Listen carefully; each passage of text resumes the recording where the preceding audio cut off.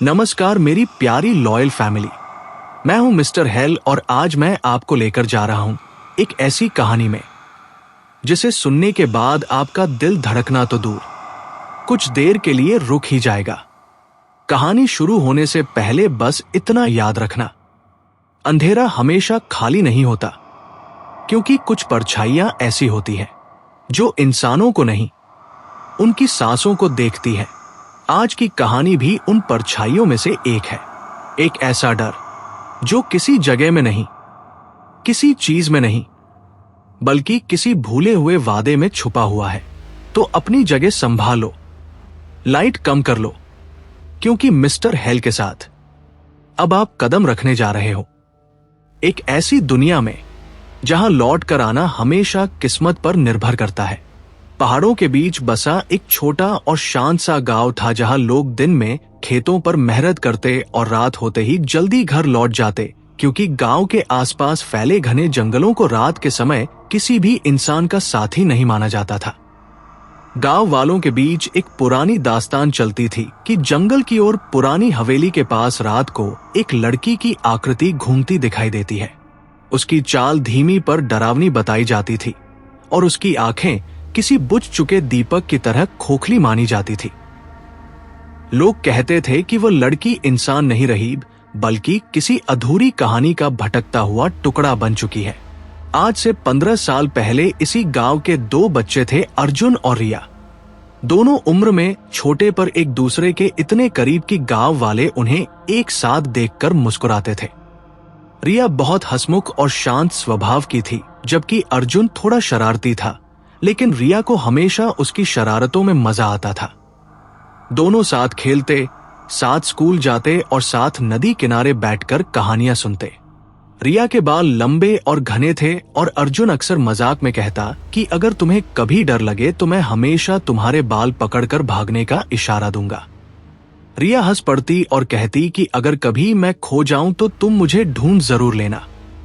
अर्जुन हर बार हाँ में सिर हिलाता। बचपन के वादे सच्चे भी होते हैं और भोले भी, क्योंकि उन वादों में दुनिया की असलियत का वजन नहीं जुड़ा होता। एक दिन गांव में अचानक बड़ा तूफान आया। तेज हवा, बरसात और बिजली की कड़क ने सबको घरों में बंद कर दिया। उसी दिन रिया गायब हो गई। पूरे गांव ने उसे ढूंढा, लेकिन उसका कोई निशान नहीं मिला। किसी को लगा वो जंगल में भटक गई होगी, किसी को लगा पुरानी हवेली उसे निगल गई, किसी को लगा किसी जंगली जानवर ने उसे मार दिया। लेकिन अर्जुन को हमेशा लगता था कि रिया कहीं भी हो सकती है, लेकिन मरी नहीं है। वो बार बार सोचता कि उसने वादा किया था कि अगर रिया कहीं खो गई तो वो उसे ढूंढ लेगा। रिया के घर वाले टूट चुके थे। कुछ समय बाद उन्होंने उसे मृत मान लिया, पर अर्जुन के भीतर कुछ ऐसा था जो उसे चैन नहीं लेने देता था। उम्र बढ़ती गई, लेकिन रिया की याद उसके भीतर गहरे में बस चुकी थी। 15 साल गुजर चुके थे जब अर्जुन शहर से पढ़ाई पूरी करके अपने गांव वापस लौटा। गांव वही था, लेकिन उसमें पहले वाली गर्मी नहीं बची थी। रातें अब और भी डरावनी लगती थी। जंगल और घना हो चुका था और हवेली पहले से जंगली पौधों से भर चुकी थी। गांव वाले आज भी रिया का नाम लेने से कतराते थे। अर्जुन जब भी उसके गायब होने का जिक्र करता तो लोग चुप हो जाते, जैसे किसी भारी बोझ ने उनकी जुबान रोक दी हो। अर्जुन अपनी पढ़ाई पूरी करके गांव में एक छोटा क्लिनिक खोलना चाहता था, लेकिन उससे पहले उसकी राह कहीं और मुड़ गई। रात को जब वह अपने पुराने घर की छत पर बैठा तारों से भरे आकाश को देख रहा था, तब उसे अचानक याद आया कि बचपन में रिया कहा करती थी कि जब वह कभी उदास होगी तो हवेली के पीछे वाले आम के पेड़ के नीचे बैठ जाएगी, क्योंकि वह जगह उसकी पसंदीदा थी और वहां से पूरा गांव दिखाई देता था। यह याद आते ही अर्जुन के भीतर अजीब सा खिंचाव जाग गया। वो उठकर जंगल की ओर चल पड़ा। गांव वाले रात में वहां नहीं जाते थे, लेकिन अर्जुन की सोच पर उस समय किसी डर का असर नहीं था। जब वो हवेली के पास पहुंचा तो हवा का झोंका उसके चेहरे से टकराया। हवेली बिल्कुल शांत खड़ी थी, जैसे किसी गहरी नींद में डूबी हो। खिड़कियों के पल्ले आधे टूटे और आधे लटक रहे थे। सीढ़ियों पर जमी धूल ने साबित कर दिया कि वहां वर्षों से कोई नहीं आया। अर्जुन ने गहरा सांस लेते हुए हवेली का दरवाजा धक्का दिया। दरवाजा किसी पुरानी किताब की तरह चरमराया और धीरे से खुल गया। अंदर अंधेरा घना था और दीवारों पर उखड़ी हुई पपड़ी किसी बीमारी की तरह फैली हुई थी। घर के बीचों बीच एक लंबा बरामदा था जिसके दोनों ओर 2 पुराने कमरे बने थे। उसके पैरों के नीचे फर्श पर जमी धूल चरमराने लगी। गांव की कहानियों में कहा जाता था कि हवेली कभी अमीर साहूकार की थी जिसकी एक बेटी रात को अचानक गायब हो गई थी और उसके बाद से ये हवेली हमेशा सन्नाटे का घर बन गई। अर्जुन का दिल तेज धड़क रहा था, लेकिन उसके भीतर अजीब भरोसा बना हुआ था। उसके कदम अपने आप हवेली के पीछे वाले आंगन की ओर बढ़ने लगे। वहां पहुंचकर उसने देखा कि पुराना आम का पेड़ आज भी वहीं खड़ा है। उसका तना और भी मोटा हो चुका था और उसकी छाया जमीन पर किसी राक्षस की तरह फैली हुई थी। अर्जुन ने पेड़ की तरफ देखा तो उसकी सांस रुक सी गई। पेड़ के नीचे मिट्टी हल्की सी उखड़ी हुई थी, जैसे किसी ने हाल ही में वहां कुछ खोदा हो। वो झुककर मिट्टी को हाथ से हटाने लगा। तभी अचानक ठंडी हवा अगल बगल से घूमकर उसकी गर्दन को छू गई। अर्जुन ने डरकर पीछे देखा, लेकिन वहां कोई नहीं था। उसके हाथ काम गए पर वो खुद को रोक नहीं पाया। वो नीचे खोदता गया और तभी उसके हाथ किसी कपड़े जैसे चीज पर पड़े। उसने मिट्टी हटाई और देखा कि वहां एक पुरानी लड़की की फ्रॉक पड़ी थी। अर्जुन की आंखें चौड़ी हो गई। ये वही फ्रॉक थी जो रिया ने गायब होने वाले दिन पहनी थी। ये देखते ही उसके भीतर भावनाओं का तूफान उमड़ पड़ा। उसने फ्रॉक को उठाया और सीने से लगा लिया।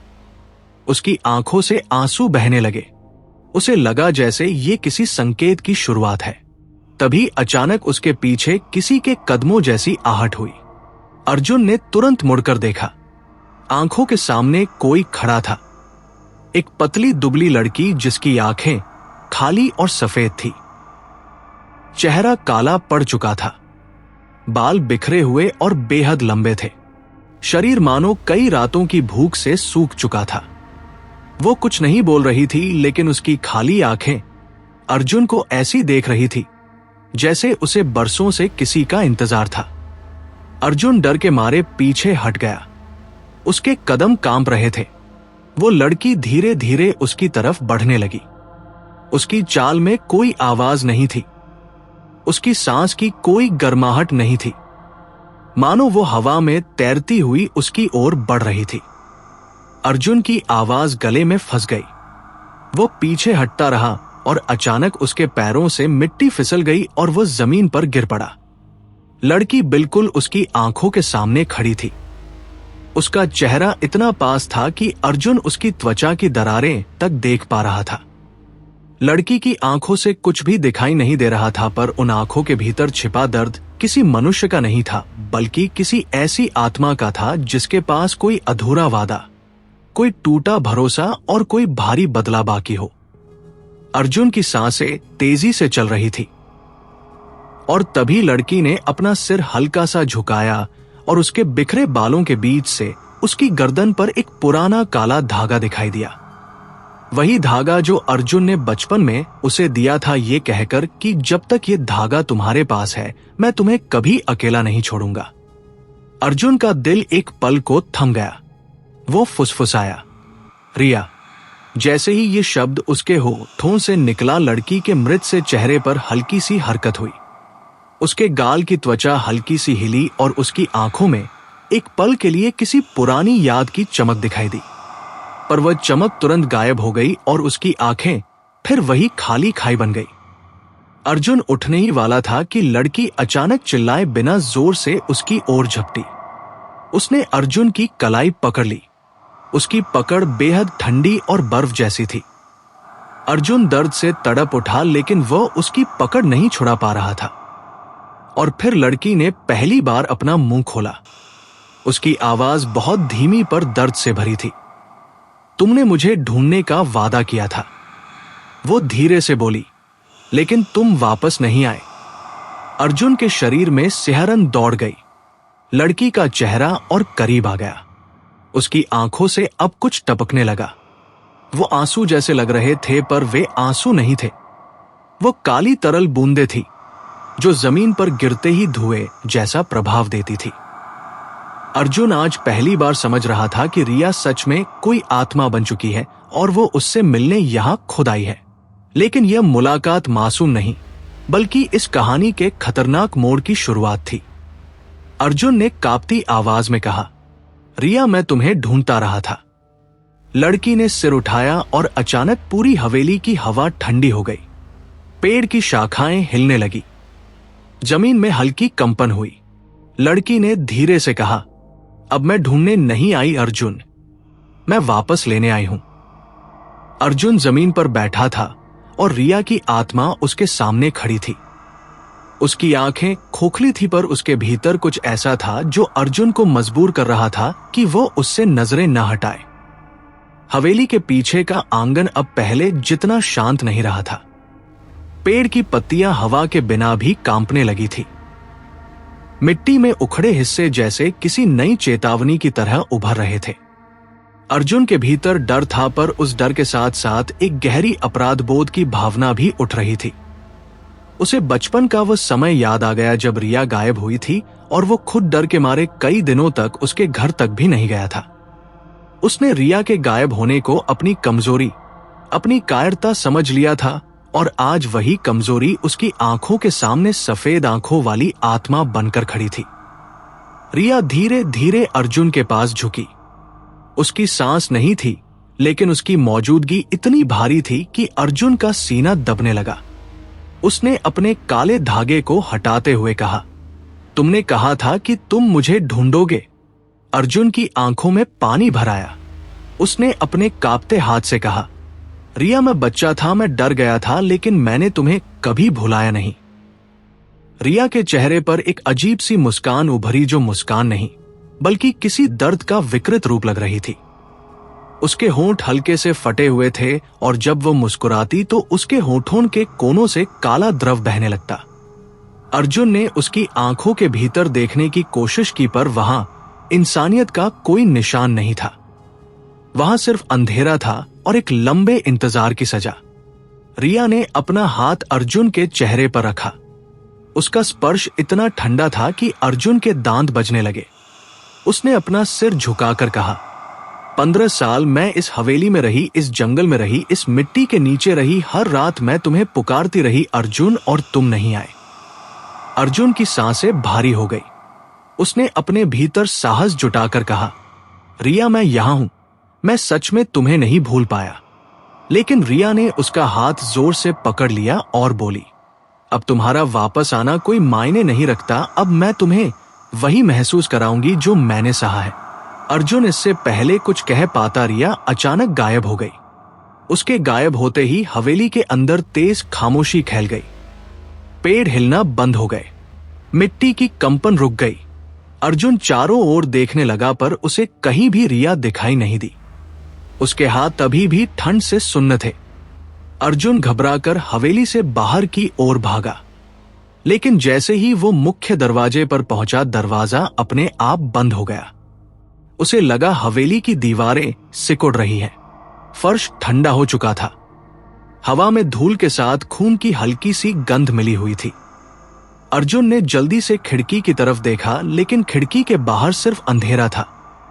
ऐसा अंधेरा जिसमें रात ही रात थी और दुनिया का कोई साया नहीं पहुंच सकता था। अर्जुन की सांसें तेज होने लगी।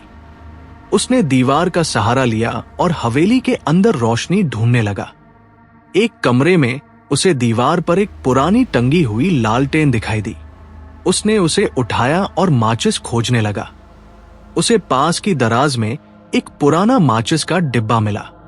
उसने उसे जलाया और लालटेन जलाई। कमरे में हल्की रोशनी फैल गई। रोशनी के साथ ही वो कमरे के बीचों बीच किसी चीज को देख सका। वहां मिट्टी पर पैरों के निशान थे, लेकिन ये निशान किसी एक इंसान के नहीं थे। ये 3 अलग अलग तरह के थे। एक छोटे पैरों का निशान जो किसी बच्चे का लगता था, एक किशोरी जैसा और एक बूढ़े इंसान जैसा। अर्जुन ये देखकर ठिठक गया। उसने कांपते हाथों से मिट्टी को हटाने की कोशिश की। जैसे ही उसने पहला निशान पूरा देखा, उसे गर्भ सी चुभन महसूस हुई। वह छोटे पैरों का निशान रिया का था। अर्जुन ने दूसरा निशान देखा जो किशोरी जैसा था। यह भी रिया का हो सकता था जब वह थोड़ी बड़ी हुई होगी। लेकिन तीसरा निशान उसे सबसे ज्यादा डराने वाला लगा। वह एक बूढ़े मनुष्य के पैरों जैसा था। वह सोचने लगा कि रिया तो मर चुकी थी, तो यह तीसरा निशान किसका हो सकता है। अचानक कमरे के कोने से आवाज आई। अर्जुन ने तुरंत लालटेन उस दिशा में घुमाई। वहां कोई खड़ा था, एक बूढ़ा आदमी। उसकी पीठ टेढ़ी थी और उसके बाल सफेद। उसके कपड़े फटे हुए थे, लेकिन उसका चेहरा साफ दिखाई नहीं दे रहा था क्योंकि उसका सिर नीचे झुका हुआ था। अर्जुन ने डरी हुई आवाज में पूछा कि वह कौन है, लेकिन बूढ़ा कोई जवाब नहीं दे रहा था। वह सिर्फ धीरे धीरे अपनी जगह से आगे बढ़ने लगा। अर्जुन पीछे हटने लगा। बूढ़े के कदम बहुत धीमे पर भारी थे। ऐसा लग रहा था जैसे वह अपनी पूरी ताकत से चल रहा हो। उसके पैरों के नीचे की जमीन पर गहरी दरारें बन रही थी। अर्जुन को अचानक अपना उत्तर मिल गया। उसे एहसास हुआ कि यह बूढ़ा आदमी इंसान नहीं है, बल्कि रिया की आत्मा के साथ जुड़ा हुआ कोई शापित प्राणी है। शायद रिया के साथ कुछ हुआ था जिसमें यह बूढ़ा शामिल था, या शायद यही उसकी मौत का कारण बना था। बूढ़ा अर्जुन के बहुत पास आ चुका था। उसकी सांस भारी और टूटी हुई थी, लेकिन उसमें एक अजीब सी ताकत थी। उसने अपना सिर धीरे से उठाया और उसकी आंखें सफेद थीं, ठीक रिया की तरह। उसके चेहरे पर गहरी झुर्रियां थी जिनमें काली मिट्टी भरी हुई थी।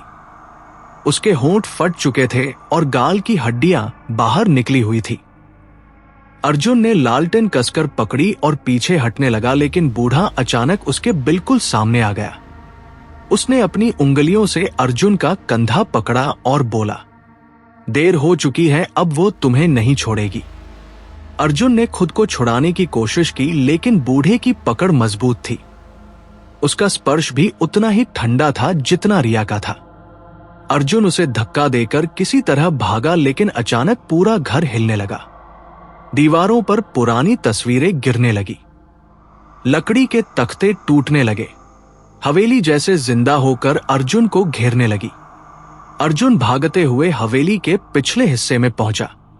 वहां एक बड़ी खिड़की थी जो आधी टूटी हुई थी। उसने सोचा वह इसे तोड़कर बाहर निकल सकता है, लेकिन जैसे ही वो खिड़की तोड़ने की कोशिश कर रहा था, अचानक उसके पीछे कदमों की आवाज आने लगी। उसने पलटकर देखा तो रिया फिर से वहां खड़ी थी। उसके चेहरे पर इस बार कोई भाव नहीं था, ना गुस्सा, ना दर्द, ना पुकार, सिर्फ एक खाली शून्य। अर्जुन की आंखें फैल गई। रिया धीरे धीरे उसकी ओर आने लगी। इस बार उसकी चाल तेज थी, जैसे वो अब और इंतजार नहीं करना चाहती थी। अर्जुन खिड़की की तरफ भागा। उसने पूरा जोर लगाकर खिड़की तोड़ी और बाहर कूद गया। उसके हाथ में कांच के टुकड़े चुभ गए, लेकिन वह भागता रहा। लेकिन हवेली के बाहर का जंगल पहले जैसा नहीं था। हर पेड़ की छाया जैसे किसी चेहरे में बदल रही थी। पत्तियां जमीन पर गिरने के बजाय हवा में तैर रही थी, जैसे किसी न दिखने वाली शक्ति ने उन्हें पकड़ रखा हो। नीला आकाश अचानक काला हो चुका था। अर्जुन गांव की ओर भागना चाहता था, लेकिन उसके कदम जंगल की गहराई में बढ़ते जा रहे थे। उसे लग रहा था जैसे कोई अदृश्य शक्ति उसकी दिशा बदल रही है। वह चिल्लाना चाहता था, पर आवाज घुटती जा रही थी।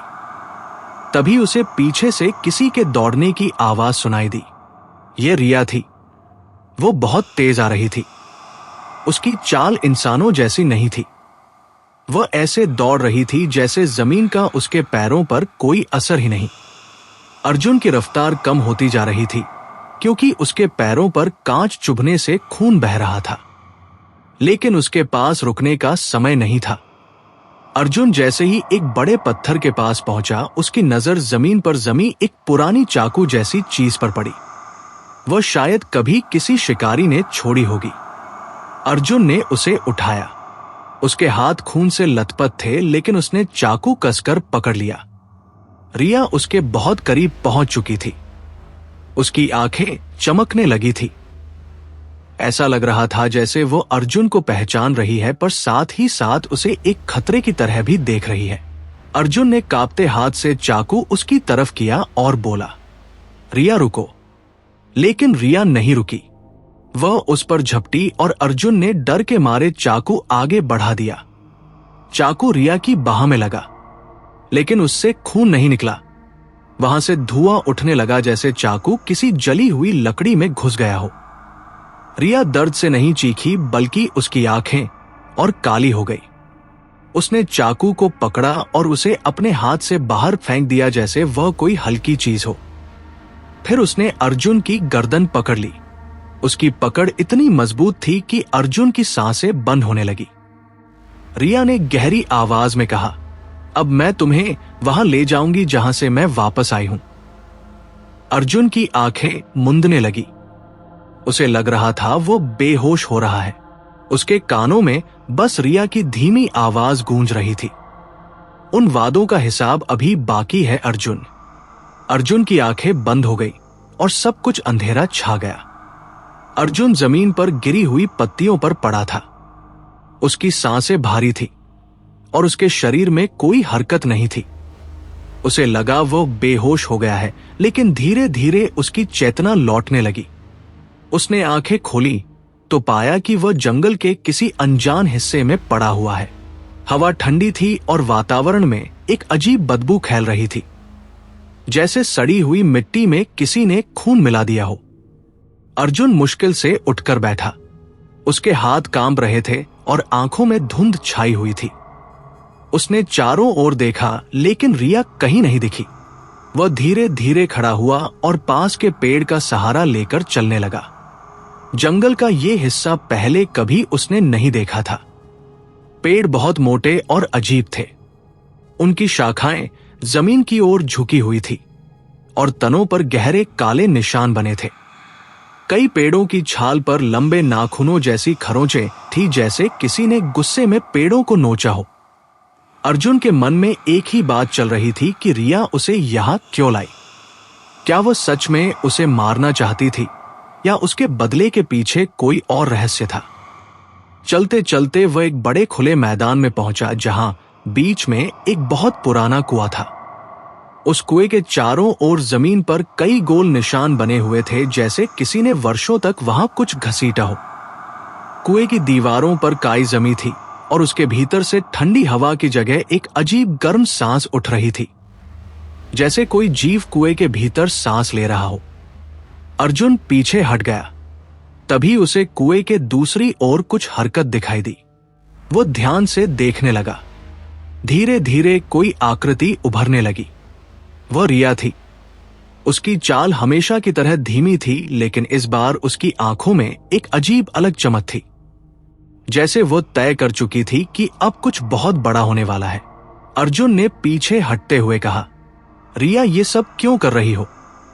रिया ने सिर थोड़ा तिरछा किया और बोली, मैंने तुम्हें पुकारा, तुम नहीं आए। अब तुम्हें वही ले जाना होगा जहां मैं 15 साल रही हूं, जहां मेरी चीखें भी मेरे अपने कानों तक नहीं पहुंचती थी। अर्जुन ने डरते हुए पूछा, मेरे साथ क्या हुआ था उस दिन जब तुम गायब हुई थी? रिया की आंखें अचानक फैल गई। वह धीरे धीरे कुएं के पास जाकर खड़ी हो गई और नीचे झांकने लगी। अर्जुन समझ नहीं पा रहा था कि वह क्या कर रही है। फिर उसने अजीब आवाज में कहा, मेरे बचपन के खेल ने मुझे मार दिया अर्जुन, और उन लोगों ने मेरी मौत को छुपा दिया। अर्जुन का दिल धड़कना बंद सा हो गया। उसने पूछा, कौन लोग? लेकिन रिया ने कोई जवाब नहीं दिया। वो अचानक कुएं के ठीक पास बैठ गई और अपने हाथ को उसके भीतर लटकाया। उसकी उंगलियों पर काला तरल टपकने लगा, जो कुएं के अंधेरे पानी में गिरकर गायब हो जाता। अर्जुन पास आया और बोला, रिया, मुझसे बात करो, मैं तुम्हारी मदद करना चाहता हूं।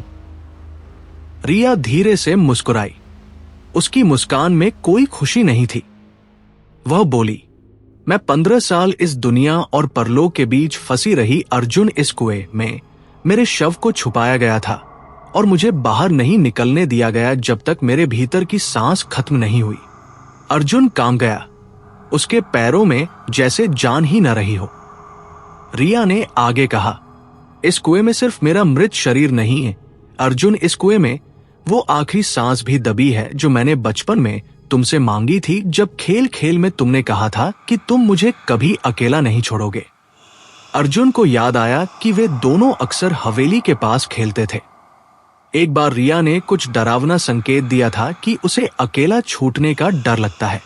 अर्जुन ने मजाक में कहा था कि अगर वह कहीं खो गई तो वो उसे ढूंढ लेगा, चाहे वो जमीन के नीचे ही क्यों न चली जाए। अर्जुन की आंखों में आंसू आ गए।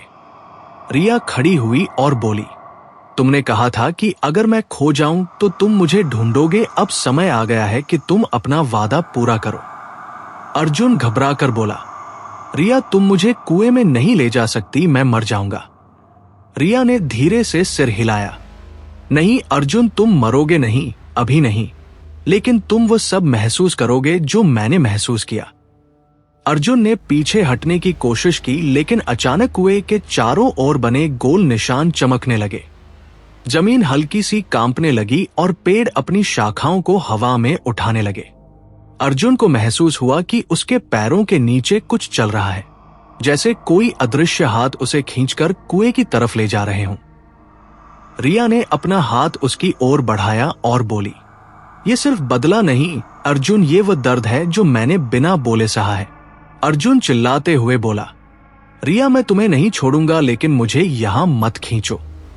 लेकिन रिया ने उसे कसकर पकड़ा और दोनों कुएं के बिल्कुल किनारे पर आ गए। कुएं के भीतर गहरा अंधेरा था। अर्जुन को लगा जैसे उस अंधेरे में कुछ आंखें चमक रही हों और उसकी सांसें और तेज हो गई। रिया ने अंधेरे में झांक कर कहा, यहां मैंने आखिरी बार सांस ली थी और अब तुम भी वही करोगे। अर्जुन पूरी ताकत से रिया की पकड़ से छूटने की कोशिश करने लगा। उसके नाखून जमीन को खरोंच रहे थे। उसकी नसें तन गई, लेकिन रिया की पकड़ इतनी मजबूत थी कि वो उसे पीछे नहीं धकेल पा रहा था। रिया ने धीमी आवाज में कहा, जब मैं गिर रही थी तब मैंने तुम्हारा नाम पुकारा था, लेकिन तुमने जवाब नहीं दिया। अब तुम्हें सुनना होगा कि गिरना कैसा लगता है। अचानक कुएं के अंदर से हवा का एक तेज झोंका उठा। ये हवा नहीं थी, बल्कि किसी आत्मा की खींच थी। अर्जुन के शरीर को पीछे की ओर खिंचाव महसूस हुआ। वह चिल्लाया, लेकिन उसकी आवाज जंगल की गहराई में कहीं खो गई। कुएं का अंधेरा अब और गहरा हो चुका था। रिया ने कहा, मैं तुम्हें नीचे नहीं गिरा रही अर्जुन, मैं तुम्हें वो दिखाने ले जा रही हूं जिसे देखे बिना तुम्हें कभी सच पता नहीं चलेगा। और फिर उसने अर्जुन को जोर से अपनी ओर खींचा। अर्जुन का संतुलन बिगड़ गया और वह कुएं में गिरने ही वाला था कि तभी अचानक कुएं के भीतर कुछ हुआ, जैसे कोई भारी चीज हिली हो या कोई दूसरी आत्मा जाग गई हो। रिया ने नीचे देखा और उसके चेहरे पर डर की एक परत उभरी। अर्जुन ने पहली बार रिया की आंखों में भय देखा। रिया अचानक पीछे हट गई, जैसे वो नीचे की किसी चीज से डर गई हो। अर्जुन जमीन पर गिर पड़ा, लेकिन कुएं में नहीं गिरा। रिया एक कदम पीछे हटी। अर्जुन ने कांपती आवाज में पूछा, रिया क्या हुआ? रिया की आंखें वैसी हो गई जैसी किसी बच्चे की आंखें डरने पर होती है। वो धीरे से बोली, नीचे सिर्फ मैं नहीं हूं अर्जुन, वहां कोई और भी है, कोई जो नहीं चाहता कि तुम नीचे जाओ। अर्जुन की रीढ़ में ठंडक दौड़ गई। उसने पूछा, कौन? रिया ने धीमी आवाज में कहा, जिसने मुझे मारा वो आज भी नीचे है और मुझे जीने नहीं दिया। अर्जुन का खून जम गया। रिया ने आगे कहा, अब वह जाग चुका है और वह तुम्हें नहीं जाने देगा। अचानक कुएं से एक लंबी दरार जैसी गूंज उठी। पेड़ की शाखाएं हिलने लगी। रिया ने अर्जुन का हाथ पकड़ा और बोली, भागो अर्जुन, अभी भागो, वरना वो तुम्हें भी नीचे खींच लेगा। अर्जुन ने उसकी ओर देखा और कुछ समझ पाता उससे पहले रिया ने उसे धक्का दिया और वह पीछे की ओर गिर पड़ा, लेकिन इस बार कुएं से दूर। रिया चिल्ला रही थी, भागो अर्जुन, वह जाग चुका है। अर्जुन लड़खड़ाता हुआ उठने लगा, लेकिन उसके पैरों के नीचे जमीन कांपने लगी। कुआं जैसे खुद को खोल रहा था। रिया ने अर्जुन की ओर देखा और उसकी आंखों में इस बार न बदला था न गुस्सा, बस डर। अर्जुन पीछे हटता गया और रिया कुएं के पास खड़ी रही, जैसे किसी मजबूरी से वहां बंधी हो। कुआं और जोर से हिलने लगा। उसके भीतर से हल्की सी लाल रोशनी फैलने लगी। रिया बोली, अर्जुन, मैं यहां रहती हूं, मैं यहां मर चुकी हूं, मैं यहां बंधी हूं, लेकिन तुम अभी जिंदा हो, भाग जाओ। अर्जुन के पैरों ने खुद को संभाला और वह जंगल की ओर भागने लगा। लेकिन जैसे ही वो कुछ कदम आगे बढ़ा, अचानक उसे पीछे से किसी ने पुकारा, वापस आओ अर्जुन। वह आवाज रिया की नहीं थी, वो किसी बूढ़े आदमी की थी। वो वही आवाज थी जो उसने हवेली में सुनी थी। अर्जुन मुड़ा और देखा कि रिया कुएं से अदृश्य ताकत के कारण अंदर की ओर खिंच रही थी और कुएं के भीतर से 2 सफेद हाथ बाहर निकल रहे थे। पहाड़ की ढलान पर अचानक उठी काली हवा ने पूरे जंगल को जैसे किसी अदृश्य शक्ति से भर दिया था। रघुवीर की झोपड़ी अब आधी रात के सन्नाटे में डूबी थी। दूर खाई के उस पार कहीं कोई मरे हुए जानवर की तरह कराह रहा था, पर आवाज किसी जीवित चीज की नहीं लग रही थी। लता की उपस्थिति अब सिर्फ एक परछाई नहीं रही थी, वो अब हमेशा रघुवीर के आसपास महसूस होती।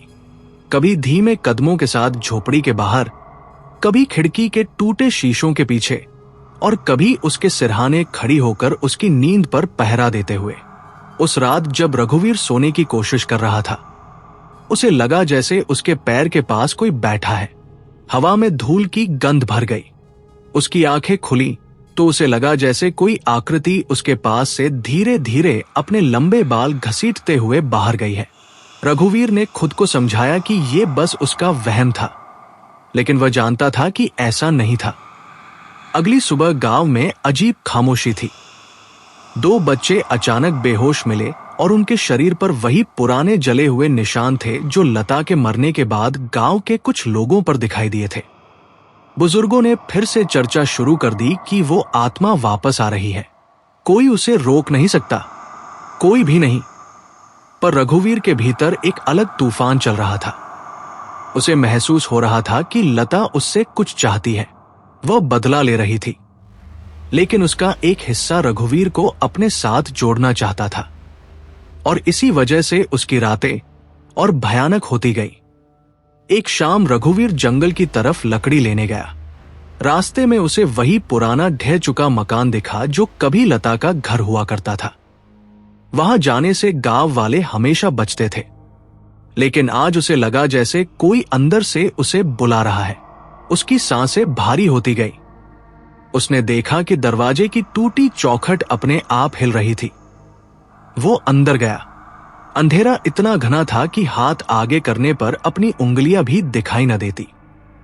पर उसी अंधेरे में उसे लता की छवि दिखी। वह बिल्कुल पास खड़ी थी। उसके चेहरे पर वही जली हुई त्वचा की मोटी परत, आंखें गहरे सफेद, आवाज बिना होंठ हिलाए उसकी चेतना में उतरती हुई। रघुवीर, तुम भूल गए क्या जो तुमने कहा था बचपन में? हमेशा साथ रहेंगे, कभी मुझे अकेला नहीं छोड़ोगे। रघुवीर के माथे पर पसीना जम गया। तुम हमेशा मेरे साथ रहोगे। ये शब्द अब उस कमरे में गूंज रहे थे, एक ही वाक्य बार बार। रघुवीर को पता नहीं चला कि कब उसकी टांगों ने जवाब दे दिया। वो फर्श पर गिर पड़ा। तभी उसे लगा कि उसके पैरों के आसपास किसी ने बर्फ जैसी ठंडी उंगलियां फेर दी। वह चीखा भी नहीं पाया।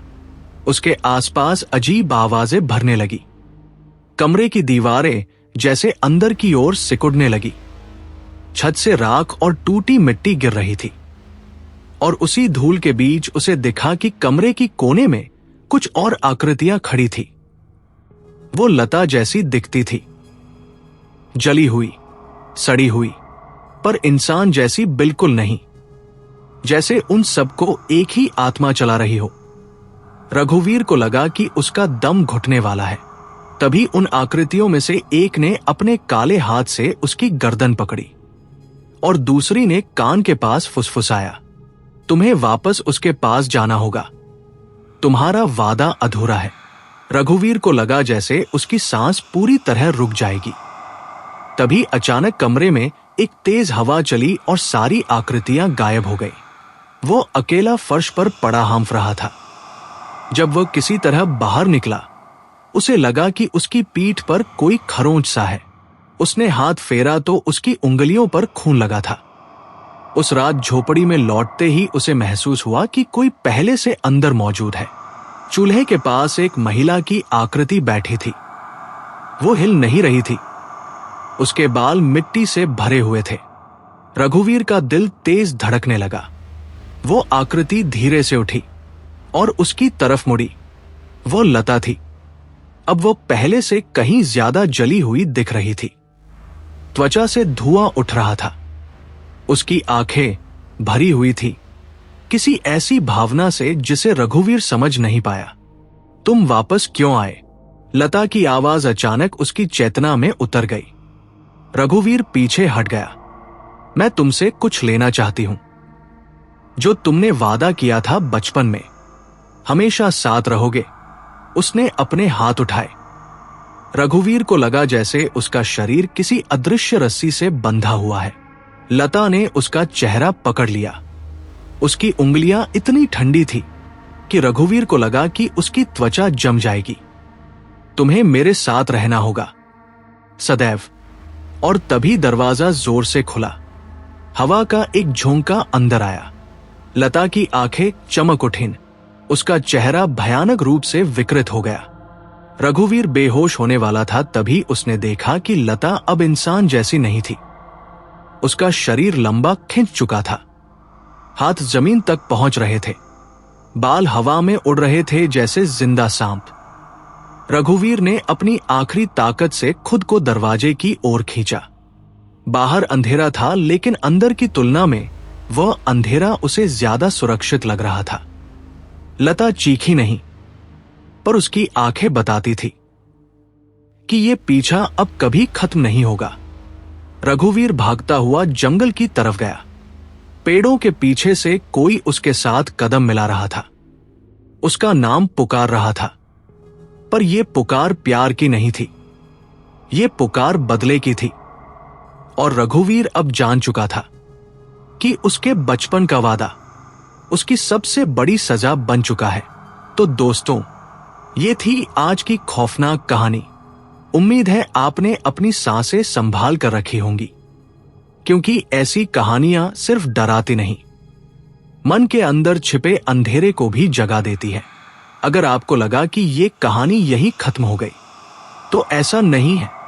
कुछ डर ऐसे होते हैं जो आखिरी शब्द के बाद भी आपका पीछा नहीं छोड़ते। जब आज रात आप लाइट बंद करोगे और कमरा शांत होगा, तो बस एक बात याद रखना, डर हमेशा बाहर से नहीं आता। कभी कभी वह आपके ठीक पीछे खड़ा होता है। मिलते हैं अगले स्टोरी में, एक नए स्टोरी के साथ और एक ऐसे डर के साथ जो आपकी नींद फिर से उड़ा देगा।